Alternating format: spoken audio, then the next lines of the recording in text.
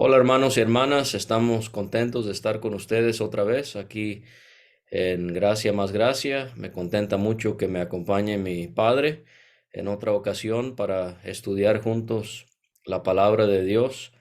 Y el día de hoy vamos a considerar con ustedes la primera carta de Pedro, como lo hemos venido haciendo, el capítulo 1, versículo 13 al versículo 16. ¿Cómo estás, papá? Muy bien y muy contento de poder ayudar en este proyecto, esperando que sea de mucha ayuda y bendición como ha sido para este servidor. Qué bueno, no, muchas gracias por ayudarnos y confiamos en que el Señor nos ayudará para considerar su palabra en esta ocasión. En esta sección, creo que estarás de acuerdo, Pedro se enfoca en la santidad. Él Exactamente. presenta la santidad como algo que debe ser el resultado de lo considerado en los versículos 1 y 12. ¿Hay algo en específico de esos primeros 12 versículos al que consideras que se está refiriendo Pedro o crees que es en general? No creo es todo lo que antecede el por tanto del versículo 13. Nos recuerda a Pablo con verdades posicionales y ahora hay que poner todo esto en la práctica. Muy bien, entonces, para aquellos que están mirando este video, nosotros no vamos a tomar el tiempo de hacerlo, pero tú en tu tiempo pudieras hacer una lista de cada una de las cosas que Pedro menciona, que deberían resultar en que tú y yo seamos santos delante del Señor. Por ejemplo, él habla de la elección, él habla de nuestra santificación en el Espíritu, de nuestro renacimiento, y hay otras, quizás 8 o 9, que puedes encontrar terminando con la Biblia misma. Lo increíble que es que la Biblia apunta a una sola persona que es el Hijo de Dios. Bueno, si quieres comentar sobre el versículo 13 y ahí si siento la necesidad puedo contribuir con algo, pero queremos escucharte.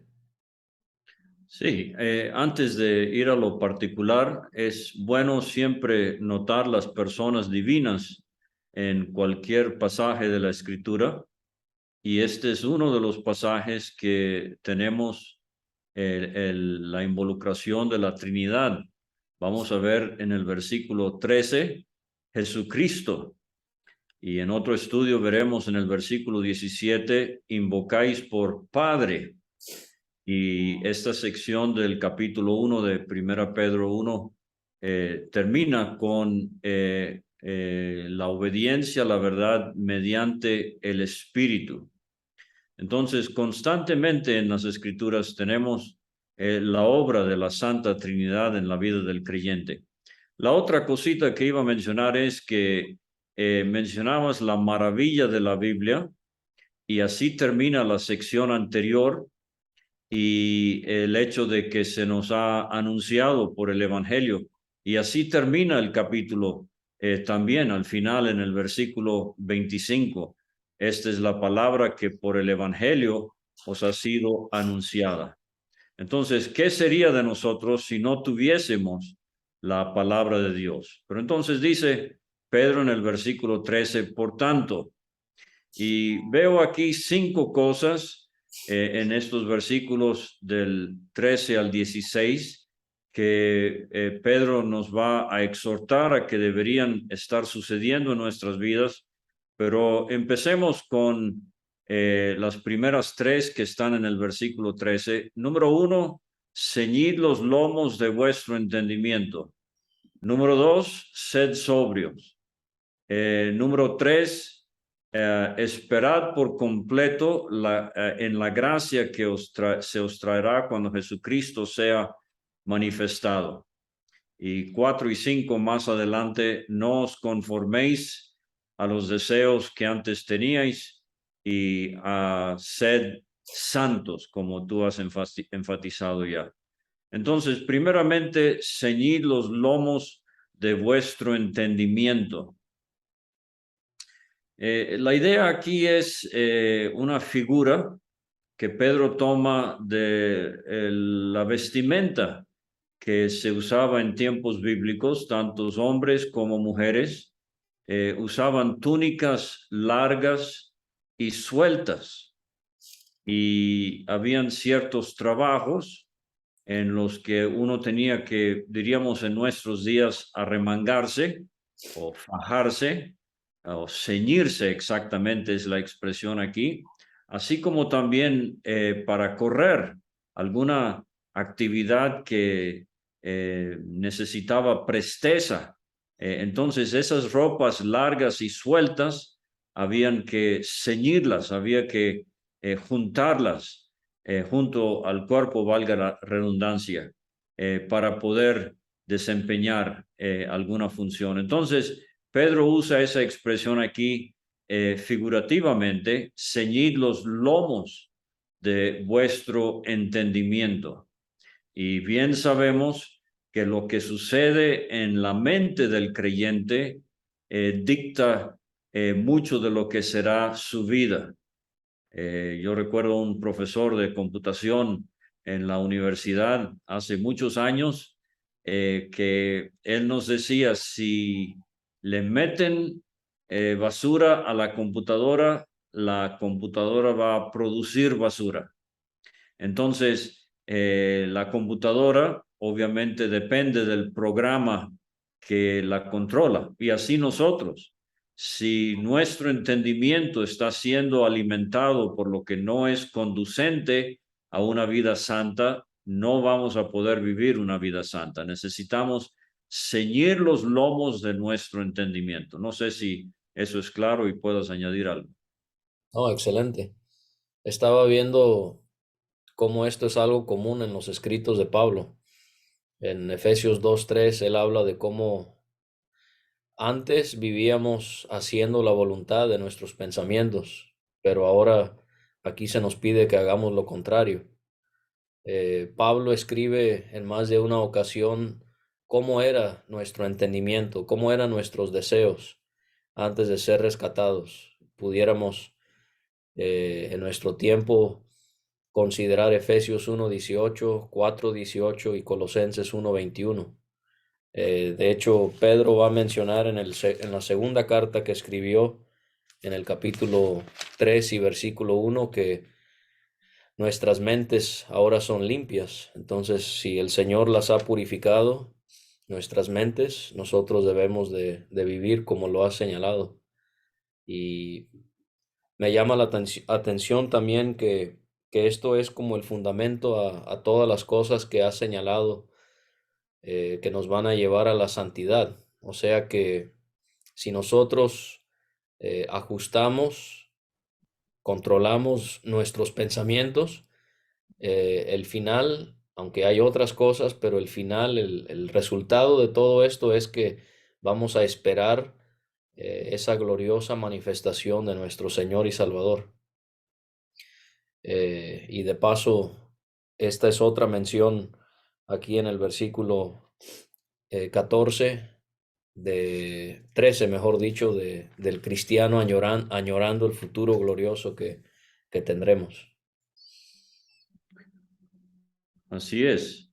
Lo hemos oído muchas veces, pero aplica aquí. No puedo evitar que un pájaro aterrice sobre mi cabeza, pero lo que sí puedo evitar es que haga su nido sobre mi cabeza. Entonces, pensamientos malos llegan a la mente, pero el secreto de una vida santa va a ser qué hago con ese pensamiento. ¿Lo consiento, lo entretengo, lo nutro, o lo voy a despachar en cuanto llegue a mi mente? Muy bien, muy bien. Y la segunda cosa, entonces, no solamente ceñimos los lomos de nuestro entendimiento, pero también buscamos ser sobrios.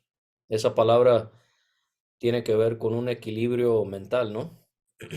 Sí, es una mente que no está intoxicada.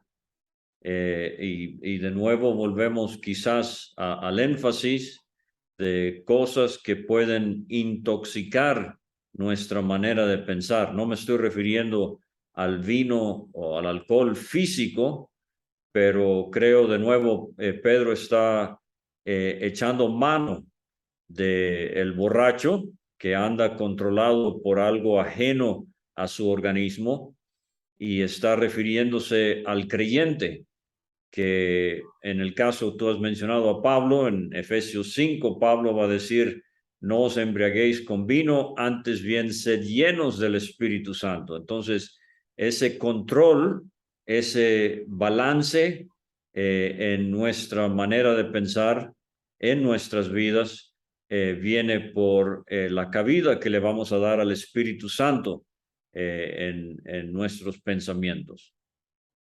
Muy bien. Y qué interesante entonces que la tercera cosa es, otra cosa que nos va a santificar, nos va a purificar, es que esperemos por completo en la gracia que se os traerá cuando Jesucristo sea manifestado. En uno de nuestros estudios sobre Primera de Pedro mencionaste que no deberíamos ser tan estrictos a la hora de querer separar el arrebatamiento de la iglesia con su segunda venida. Y creo que aquí es un ejemplo, ¿no? O Sí, sea, muy bien. se referiría a las dos. Sí, Jesucristo sea manifestado. Esta es la palabra manifestado, es el Apocalipsis, que en su plenitud obviamente tiene que ver con su regreso a la tierra en gloria, pero exactamente, creo que son 4 veces Pedro va a hablar de este tema y mejor verlo como un paquete. Nosotros estamos esperando el rapto, el arrebatamiento de la iglesia en cualquier momento, pero recordemos que ese es el evento que inaugura el día de Cristo, que es el aspecto celestial de la presencia de Cristo con los suyos, con la iglesia en gloria, y comienza con el rapto y culmina con el Apocalipsis plenamente expresado. Entonces, sí, definitivamente veo que aquí debemos considerar todo lo que viene por delante con la venida del Señor. La Biblia habla de que vendrá por segunda vez. Entonces, Cristo no tiene 3 venidas, una para morir en la cruz, otra por la iglesia y otra en gloria. La Biblia habla de 2 venidas. Una vino para efectuar la obra de la redención, pero vendrá por segunda vez. Y esa segunda venida incluye el rapto y la manifestación en gloria. Muy bien.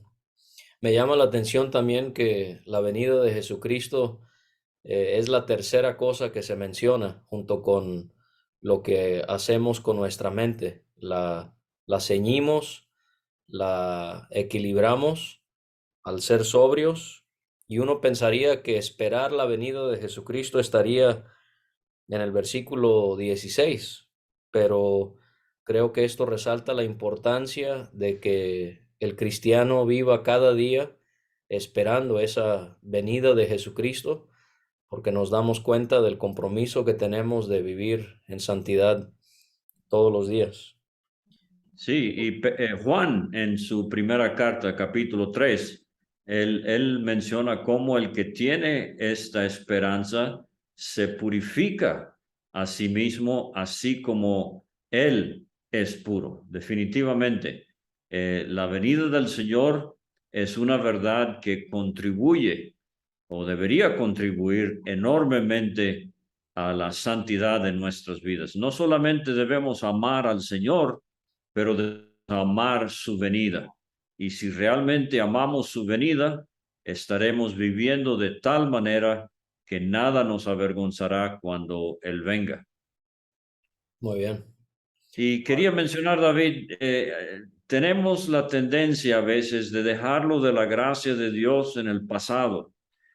Por gracia sois salvos por medio de la fe. y ese bendito mensaje del Evangelio que nos reveló la gracia de Dios a nosotros pecadores perdidos. Pero más y más, mientras más viejo me pongo, disfruto no solamente la gracia salvífica, pero la gracia sustentadora. Esperad por completo en la gracia que se os traerá. Y aquí tenemos el aspecto de gracia en el futuro. Y esto lo vamos a disfrutar eternamente bajo los términos del nuevo pacto. La gracia de Dios, las riquezas de su gracia, las vamos a disfrutar por siglos sin fin. Y esto todo llegará a su cúspide con la venida de Cristo. Excelente, muy bien. Bueno, creo que deberíamos de pasar al versículo 14, donde se nos habla como hijos obedientes. Y es, es importante señalar que Pedro nos está recordando que ya no somos de nosotros mismos, sino que esa mente que debemos regular en el versículo 13, ciñendo nuestros lomos de entendimiento, siendo sobrios y también esperando la venida de Jesucristo, pues en parte y en gran parte es porque debemos ser hijos obedientes, ya no somos de nosotros mismos. En el versículo 12, él habla de cómo obedecimos para la salvación. Aquí en el versículo 14, esa obediencia continúa. Y en el versículo 22, otra vez se nos va a recalcar allí que hemos sido purificados por la obediencia a la verdad. Entonces, la vida cristiana comienza con una obediencia y es una constante continuación de la obediencia a Dios. Y de tarea, nuestros oyentes o videntes van a encontrar muy interesante el tema de las similitudes que hace Pedro. No las voy a mencionar aquí, pero aquí tenemos la primera, como hijos obedientes. Y al final del capítulo vamos a ver el tema de cómo hemos sido renacidos. Entonces, aunque Pedro no lo enfatiza como lo hace el apóstol Pablo, somos hijos de Dios por adopción. Y entonces debemos mostrar la gratitud a Dios en cuanto a nuestra posición como hijos, viviendo como hijos obedientes. Muy bien.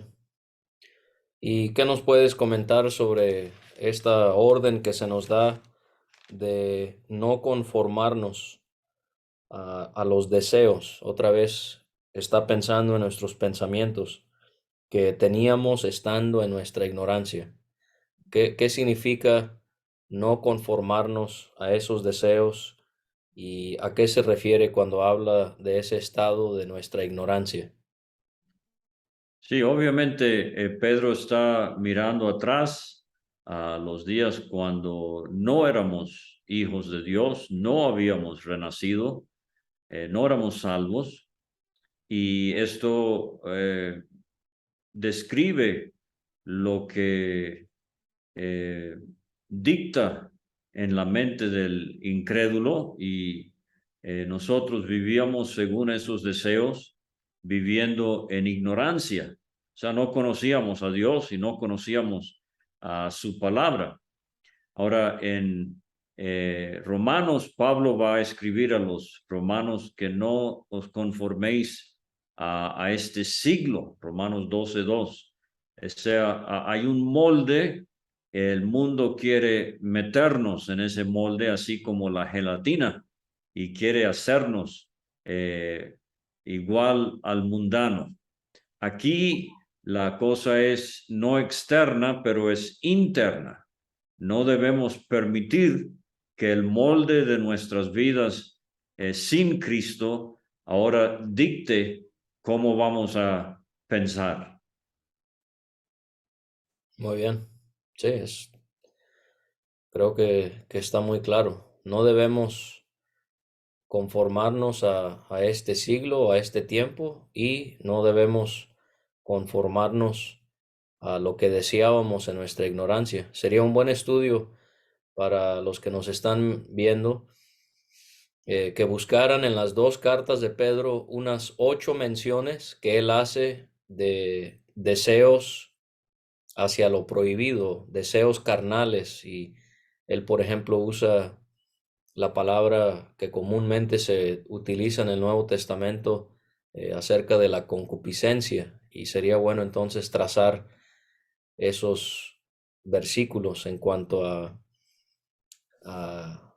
nuestros deseos. Cuando hablabas de nuestra ignorancia, cuando no conocíamos a Dios, eh, pensé que sería bueno relacionarlo con la descripción que da Pablo en Efesios 4, teniendo el entendimiento entenebrecido, o pudiéramos decir oscurecido, ajenos de la vida de Dios por la ignorancia que en ellos hay por la dureza de su corazón.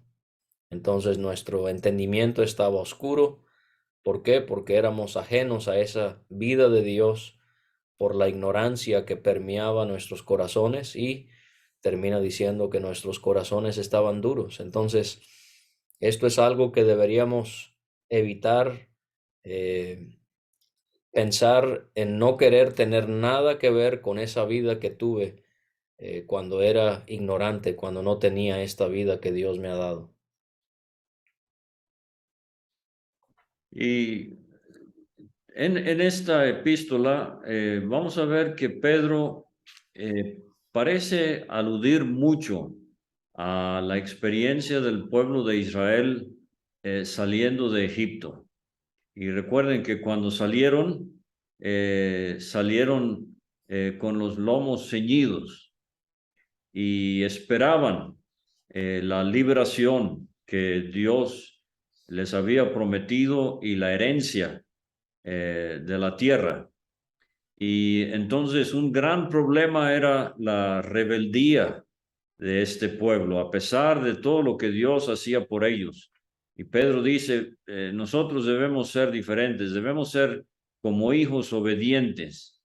Y ahora entonces nos lleva al hecho de que aquel que nos llamó es santo, y me estoy adelantando ya al versículo 15, sed vosotros santos en toda vuestra manera de vivir.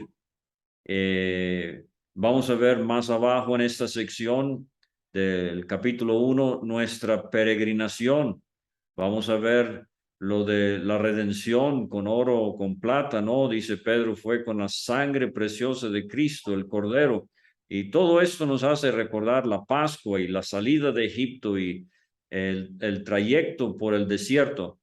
Pero entonces, 4 veces en el libro de Levítico tenemos esta exhortación de ser santos al pueblo de Israel, y ahora Pedro lo utiliza para exhortarnos a nosotros, que en nuestro andar en este mundo debemos imitar a Dios en cuanto a su santidad. Muy bien. O sea que otro aspecto que nos debe santificar es el simple, pero a la vez el gran hecho de que nuestro Dios es santo. O sea que aquí vemos la importancia de conocer a nuestro Dios. Y si Él es santo y conocemos a Dios en toda su santidad, junto con las otras cosas que Pedro ha mencionado, esto entonces producirá santidad en nuestras vidas. Y el tema de la santidad es muy común, ¿no? En los escritos de Pedro. Ese sería otro estudio que pueden hacer cada uno de ustedes. Él habla del sacerdocio santo, de una nación santa. Él habla de mujeres santas, del monte santo, de los santos hombres de Dios, de los santos profetas, del santo mandamiento. Y quizás para concluir ese tema, en segunda de Pedro 3:11, él dice que debemos andar en santa y piadosa manera de vivir. Excelente. Sed santos porque yo soy santo. A veces vemos a un niño que sin saberlo imita a su papá. No es que, pero es que su papá es su héroe, por decirlo así, y hasta sin pensarlo, su manera de hablar, sus movimientos corporales, etcétera, hacen a uno recordar a su papá. Entonces, esa es la idea que tiene Pedro aquí. Si somos hijos de Dios, debemos parecernos a Dios. Mm. Y esto es algo que debemos ejercer en toda área de nuestra vida, ¿no? Porque él dice, él habla de nuestra manera de vivir, y ese es otro tema recurrente en los escritos de Pedro, nuestra manera de vivir, nuestra conducta. Eh, Esto nos evita ser hipócritas, sino ser santos en toda área de nuestra vida. Sí, a veces hay comportamiento, vocabulario, manera de hablar en la reunión de la iglesia, pero en casa hablamos muy diferente, muy golpeado, o en el trabajo, etcétera. Pero no importa la circunstancia en que nos encontremos, siempre deberíamos reflejar la conducta de nuestro Dios. Obviamente no vamos a llegar a ser perfectos aquí sobre la tierra, pero como muchas veces hemos escuchado, santidad conlleva la idea de apartarse de lo que es malo, de separarse, pero a la misma vez de consagrarse a Dios. No es un legalismo seco, triste, pero es una imitación con mucha gratitud de Dios por todo lo que Él ha hecho por nosotros. Sí, estaba yo también pensando en el legalismo, y desafortunadamente hay algunos de nosotros que cuando hablamos de la santidad o no conformarnos, como ya hemos considerado, pensamos que eso solo tiene que ver con una forma de vestir o ciertos lugares que no debemos acudir como cristianos. Y ciertamente todo eso sí tiene que ver con nuestra santidad y con nosotros no conformarnos a este mundo y a nuestra vida antes de Cristo, en nuestra ignorancia. Pero el problema con el legalismo, como mencionaste, es triste, es seco, porque solo solo presenta cosas externas. O sea, yo no hago esto, yo no me visto de tal manera, y nos gusta mucho citar Santiago 4, como cualquiera pues que quiera ser amigo del mundo se constituye enemigo de Dios. El problema con muchas de estas personas es que no consideran que ser amigo del mundo en Santiago 4 tiene que ver con codicia, con matar, porque se arde de envidia la persona, por combatir, por luchar, por pedir y no recibir porque se pide mal, también por ser orgullosos, por no ser humildes. Y es importante considerar el contexto de Santiago 4, porque me doy cuenta que no conformarme tiene que ver, sí, con la manera en la que me visto, con lugares a los que no debo ir. Pero gente legalista son a veces los más mentirosos, los que más critican, los que más calumnian, los que más orgullosos son, los que más división causan. Y entonces esas son maneras en las que nosotros somos como el mundo. Nos amistamos con el mundo cuando tenemos ese comportamiento. Me has oído contar muchas veces el predicador de color en Estados Unidos, Teodoro Williams. Él muchas veces decía tan descriptivamente acerca de personas legalistas. Son como las hermanas que traen el cabello largo por atrás y la lengua bien larga por delante. Entonces, esa es la incongruencia, sí. Obviamente el cabello de la mujer importa, pero la lengua también importa. Sí. Entonces, seamos hombre o mujer, debemos ser congruentes con nuestra profesión de fe y nuestro deseo de imitar a nuestro Padre Celestial. Muy bien, y quizás podemos terminar entonces con el 16, donde Pedro sustenta lo que está diciendo con lo que encontramos en Levítico 11, 44 y 45. También el capítulo 20 y versículo 7 se asocia mucho, pero para finalizar, ¿qué nos enseña eso en cuanto a nuestro estudio de las leyes del Antiguo Testamento? ¿Debemos estudiar el Antiguo Testamento, todas esas leyes en Levítico? ¿Qué nos enseña eso en cuanto a lo que esas leyes debían de significar para Israel y cómo deben impactar nuestras vidas, aun cuando nosotros no vivimos bajo la ley? Oh, definitivamente. Eh, Realmente yo aprecio mucho en el principio de mi vida cristiana, leía los libros de el hermano Harlow y él tenía una serie sobre el Pentateuco muy sencillamente titulado así: Génesis, camino hacia abajo; Éxodo, camino hacia afuera; Levítico, camino hacia adentro. Entonces, si leo el libro de Levítico, buscando maneras en que yo puedo disfrutar íntimamente la presencia de Dios, voy a encontrar cosas físicas en el caso de los israelitas que yo puedo traducir a términos espirituales, no simplemente para vivir en un monasterio, en un convento aislado del mundo, pero estoy en el mundo, pero voy a aplicar estas cosas y así vivir como no siendo del mundo. Entonces creo que esa es la importancia de un libro como Levítico. Constantemente la muerte, por ejemplo, no tocar lo muerto.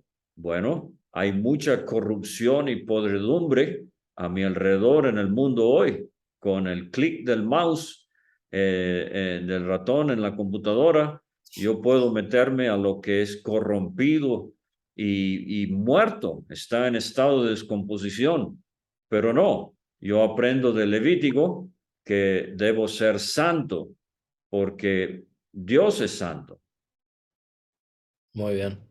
Bueno, creo que podemos terminar con ese apunte y agradecerte a ti, papá, por tu ayuda y también agradecer a todos los que han visto este video. Deseamos que sea de ayuda, de bendición para ustedes y en las próximas semanas, si Dios permite, estaremos considerando Primera de Pedro 1 del 17 al 21.